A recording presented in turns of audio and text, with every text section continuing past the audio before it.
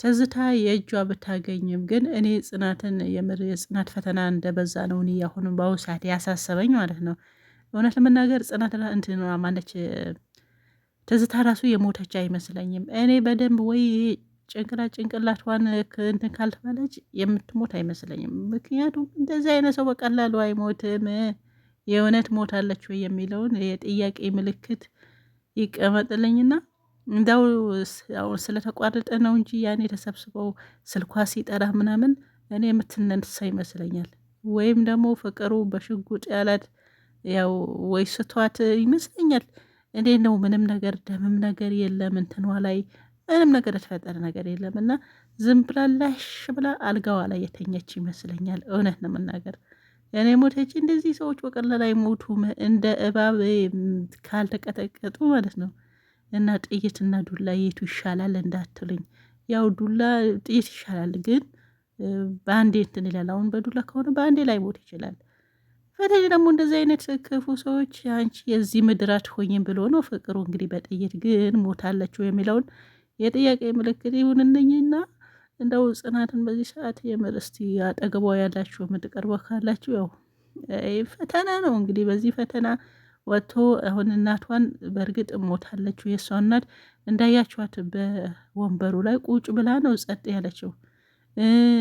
ግን እኔ እርግጠኛ ደግሞ ጥፍሯ ደግሞ ካያችሁት እንዴት ነው የአርቲፊሻል አሰርተው እንዳለ ከነ ጥፍሯም ነው ያለችው። እኔ ጽናት የምታከለች ትመስለኛለች ራሱ ማለት ነው።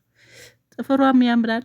አንቺ የሞተ ሰው ጥፍር ታያለሽ ወይ በሉ። ያው የዛሬ ሰው እኮ ምንም የማያይ ነገር የለምና ጽናት እናት ጥፍሯ ማለት ነው የእጅ ጥፍሯ በቃ እንደ እንትን ነገር ነውና እንደው እንደዚህ ተሰርታ በሞቱ ራሱ ጥፍሩ ራሱ ያሳዝነው ወይ አልኩኝ።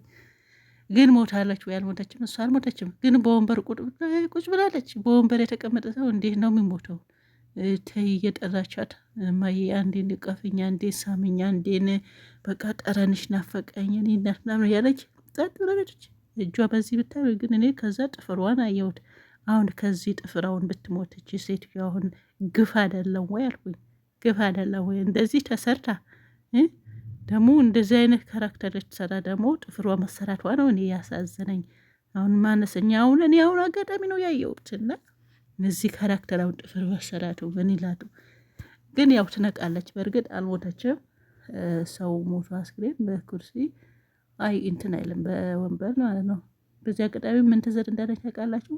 ሰሞኑ የሆነ ኤፍቢ ላይ የሆነ ቪዲዮ አየሁትና የሀገራችን ብቻ እኛ አናቅም እንጂ ብዙ ብሔር ብሔረሰብ ብዙ ቋንቋ ብዙ ባህል እንደዛ ነው ያለ፣ ግን እኛ አናቅም። ቢያንስ 2 3 ነው እና ከዛ የሆነ ሰዎች 2 ሰዎች ናቸው እንትን ብለዋል ቁጭ ብለዋል። ከዛ ግን ሞተ አንዱ ነው ሞተው አሉ፣ አንዱ ደግሞ ሚስት ነው አለች። እኔ እንጃ ሁለቱም ይዋደዱ ነበር። እሺ በባህሉ መሰረት ምንድነው ያሉት? ኮንሶ ይሁን ባልሰሰ አላቅም፣ ብቻ በባህሉ መሰረት የሞተው ሰው እንደዚህ ቁጭ ይላል አሉ። ቁጭ ያስብለው የሆነ የራሳቸው የሚሉት ነገር አለና ድምጻቸው እንትኑ ቋንቋ አልገባኝም። እና አሁን የና የቱ ነው የሞተው? ሰውዬው ነው ምን? ምክንያቱም ሁለቱም ነው ተቀመጡት። ትልቅ ሰው የክብር ሰው ሲባል ነው የተባለው በባህሉ መሰረት ማለት ነው። የሞተው ሰው እንደዚህ ቁጭ ብሎ ተዘክሮለት ተዘምሮ እንደ መዝሙር ይሁን እንደ ብቻ የሆነ ባህል አላቸው በራሳቸው እንደዛ አይነት ነገር ነውና የሞተ ሰውዬ እንደዚህ ይቀመጣል። ሚስቱም እንደዛ። ግን የተኛው ነው የሞተው የሚባለው አያስታውቅም። ሚስቱ ነው የሞተች፣ ሰውየው ነው የሞተው። ሁለቱም የተቀመጡ ናቸው። ሁለቱም ልብስ እንትን አሉም እና እኔ ግራ ገባኝ። አሁን ጽናትነት ሳይ እነሱ ነው ትዝ ያሉኝ እና በወንበር እንደዚህ ቁጭ ብላ እንዴት ነው የምትሞተው? በቃ የሆነ ወይ የማደንዝዣ ነገር የሆነ ነገር የተሰጣት ነው መሰለኝ። ደንዝዛ በቃ እንደዛ አይነት ነገር ማለት የሆነ እንደዚህ የሚያፍን ብቻ ከእንደዛ የተያያዘ ይመስለኛል። በደንዝዣ ማን ነው የሚሰጣት? እና ምክንያቱም እንዴት ነው ሰው ሞቶ በወንበር የሚቀመጠው እንደዚህ ተዘካክሎ ማለት ነው። ግን እንደሆነ አንዳንዴ በወንበር ስትቀመጡ በሆነ ቦታ ከሆነ እንቅልፍ ከእንቅልፋችሁ እንደዚህ ትላላችሁ። አሁን እንደሱ ነው ያለችው። እና ይህን ሴትዮ ሞታለች። ያ ያልሞተችም እንደኔ አልሞተችም። ያው ተመልሳ ትመጣለች፣ ወደ ቤቷን ትመለሳለች ብዬ አስባለሁኝ።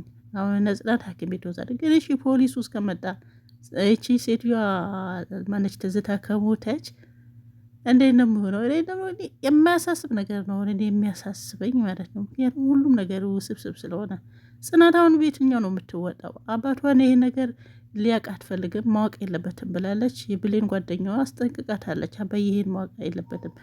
እሺ እንዴት ነው የምታደርጊው? ማወቅማ አለበት የግድ ማለት ነው።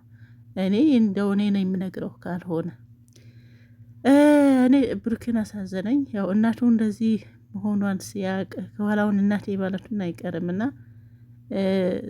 ግን ፍቅሩ በዛውም ይዘው ባትጠፋ ከነጽናት ጋር ቢሆን ምክንያቱም የለመደው እነሱ ነው። አባቱም ያው ጋሽ ግርም ነው እንግዲህ የጋሽ ግርማ ስበል የእኔ አባትነት ሊፋቅ ነው ወይ ልትልም ትችላለህ።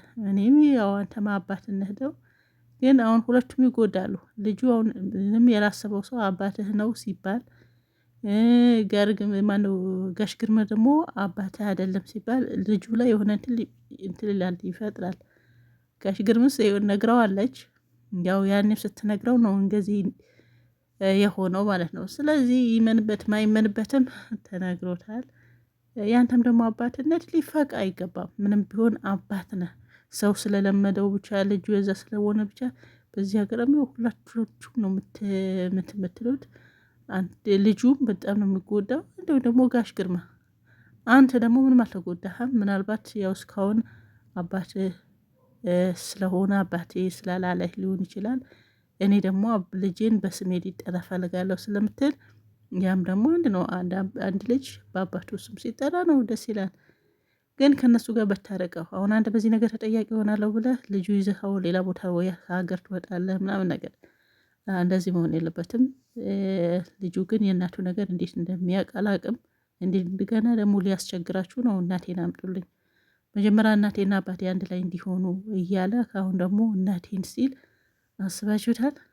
ስለዚህ ትንሽ ውስብስብ ባለ እና ደግሞ በጣም የሆነ የተጨካከለ ነገር ነው። ያ ደግሞ ያለፋበት ያደከመበት ሰውዬ ቢሮ ሄዶ ቁጭ ያለው ሰውዬ ያያችሁት። አሁን እንዴት ነው የሚሆነው? እሱ ሰውዬ ትዝታ አስፈርመዋለች። አሁን ትዝታ የለችም። በዛም ይሁን ተሰማምቶ ይሁን ካይሰማማ በአጋጣሚው ተፈረመ ያን ወረቀት። አሁን የተፈረመ ለሱ ነው። አሁን የሰውዬ እንዴት ነው የሚሆነው?